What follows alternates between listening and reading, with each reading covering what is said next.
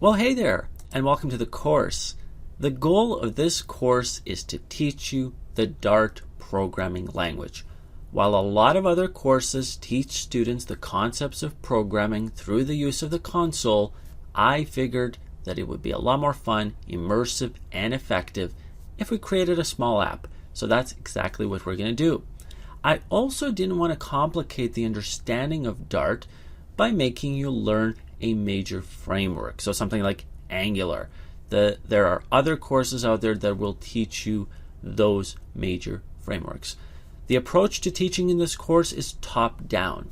Well, what does that mean? Well, it means that I want you to first understand the broad structure of how Dart works without going into any great detail about any specific concept.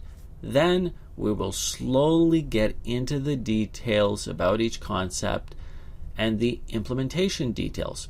I don't want you to get confused by or focus on implementation details at the beginning. Instead, I want you to first appreciate the overall structure system first before we fill in the details. If you are a beginner to object-oriented programming and/or Dart, this course is for you. If you're a student that prefers a top-down approach to learning, where you learn first the big picture, then fill in the details, this course is for you.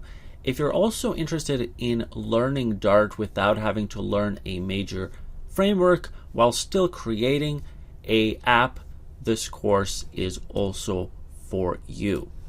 At the end of this course, you should be able to create a simple web app using Dart. You should also be able to evaluate and distinguish between simple design decisions like when to use generics, enums, abstract classes, and so forth. You should also be able to apply all these different Dart concepts in your own apps, and you should be able to simply define the key ideas and concepts of Dart.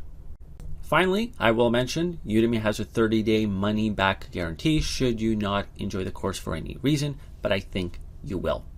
Thanks a lot, everybody, and I'll see you inside.